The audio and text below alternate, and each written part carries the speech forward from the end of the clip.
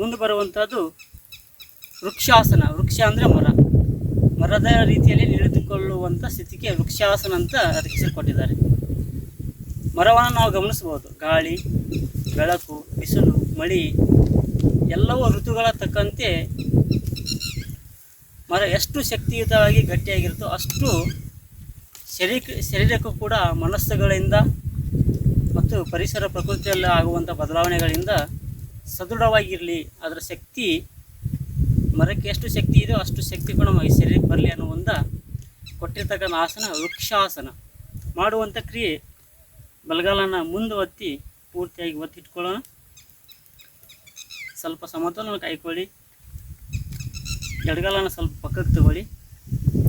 ನಿಧಾನವಾಗಿ ಬಲಗಾಲ ಆಧಾರ ಮೇಲೆ ಎಡಗಾಲನ್ನು ತೊಡೆಯ ಪಕ್ಕ ಹಚ್ಕೊಳ್ಳಿ. ಇದು ಅಭ್ಯಾಸ ಮಾಡ್ತಾ ಮಾಡ್ತಾ ಗೋಡೆಗೆ ಹಚ್ಚಿ ಮಾಡಿ ಅಭ್ಯಾಸ ಆದ ನಂತರ ಸರಳವಾಗಿ ಬರುತ್ತೆ. ಎರಡು ಕೈ ಸೊಂಟದ ಮೇಲೆ ಇರಲಿ. ಸಮತೋಲನ ಕಾಯ್ಕೊಳ್ಳೋಣ. ಅಲಗಾಡ್ತಾ ಇರುತ್ತೆ. ನಾವು ಪಾದದ ಹೆಬ್ಬಳನ್ನು ಬಿಗಿಯಾಗಿ ಇಟ್ಕೊಳ್ಳಿ, ಸರಿ ಆಗೋಗುತ್ತೆ. ಕೈಗಳು ಪಕ್ಕ. ವೃಕ್ಷ ಆಸನ. ನಿಧಾನವಾಗಿ ವಿಶ್ರಾಂತಿ ಮಾಡ್ತಾ ಕೈಯನ್ನು ಮೇಲೆ ಕೆತ್ತಿ ಪೂರ್ತಿ ಮೇಲೆ ಕೆತ್ತೋಣ. ದೃಷ್ಟಿ ಮುಂದೆ ನೋಡಿ. ಎಲ್ಲಿ ಸ್ನಾಯುಗಳ ಸೆಳಿತ ನೋಡ್ಕೊಳ್ಳಿ.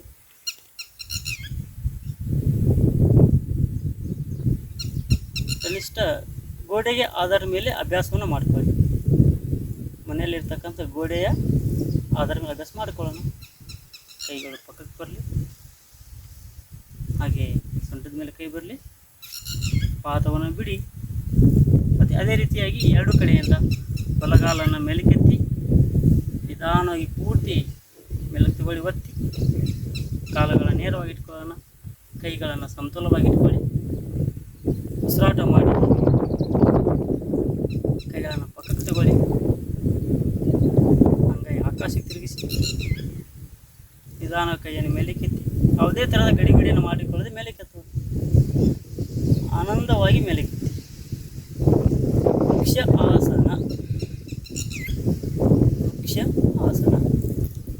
ವೃಕ್ಷ ಆಸನದಲ್ಲಿ ಬರುವಂಥ ಶಕ್ತಿ ನಮ್ಮ ಶರೀರಕ್ಕೆ ಬರಲಿ ಅನ್ನೋದನ್ನು ಕೊಟ್ಟಿರ್ತಕ್ಕಂಥ ಆಸನ.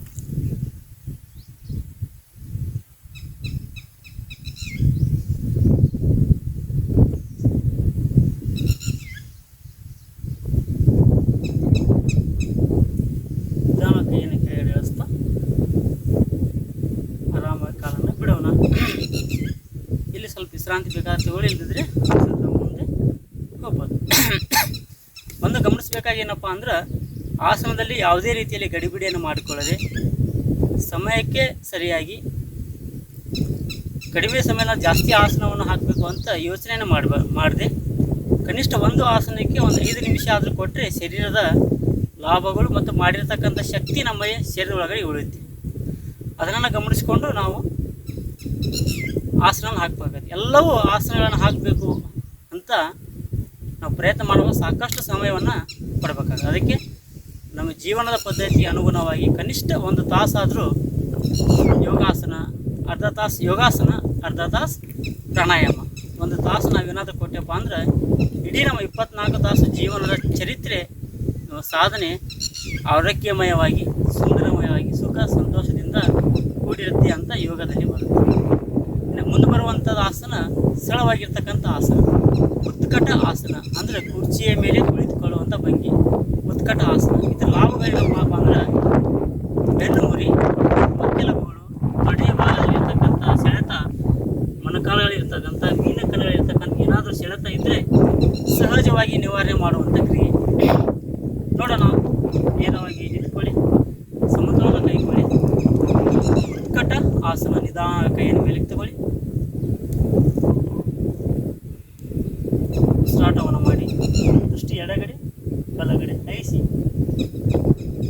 ದೃಷ್ಟಿ ನೋಡೋದು ಕೈಗಳ ಸಮಾನಾಂತರವಾಗಿ ಇರಲಿಕ್ಕೆ ಅಷ್ಟೇ ಗಮನಿಸೋಣ. ಮತ್ತೆ ದೃಷ್ಟಿ ಮೇಲೆ, ಅಂಗೈ ಆಕಾಶಕ್ಕೆ. ಎರಡು ಕೈಯ ಮೇಲಕ್ಕೆತ್ತ ದೃಷ್ಟಿ ಮೇಲಕ್ಕೆ ನೋಡಿ. ಆಕಾಶವನ್ನು ನೋಡೋಣ. ಕೈ 11ರ ಅಂಕಿಯಲ್ಲಿ ಮೇಲೆ ನೇರವಾಗಿರಲಿ, ಕೆಳಗಡೆ ಕೂಡಿರಲಿ. ಮೇಲುಗಡೆ ಆಕಾಶವನ್ನು ನೋಡಿ. ನಿಧಾನವಾಗಿ ಕರ್ತನ ಮುಂದ್ಗಡೆ ನೋಡಿ. ಮುಂದೆ ಒಂದು ಕೇಂದ್ರೀಕೃತವಾಗಿ ದೃಷ್ಟಿಯನ್ನು ಇಟ್ಕೊಳ್ಳಿ. ಆನಂದವಾಗಿ ಉಸಿರನ್ನು ಬಿಡ್ತಾ ಮೊಣಕಾಲನ್ನು ಮಡಿಸಿ ಉತ್ಕಟ ಆಸನ ನೋಡಿ, ಶರೀರದ ಮೇಲೆ ಕುಳಿತುಕೊಳ್ಳುವಂಥ ಕ್ರಿಯೆ ಉತ್ಕಟ ಆಸನ. ಗಡಿಬಿಡಿ ಮಾಡಕ್ಕದೆ ನಿಧಾನವಾಗಿ ಮಾಡುವಂಥ ಕ್ರಿಯೆಗಳು. ಎಷ್ಟು ಸಾಧ್ಯ ಆಗುತ್ತೋ ಅಷ್ಟು ಬಾಗಿ ಉತ್ಕಟ ಆಸನ. ನಿಧಾನವಾಗಿ ಮೇಲೆ ಕೇಳಿ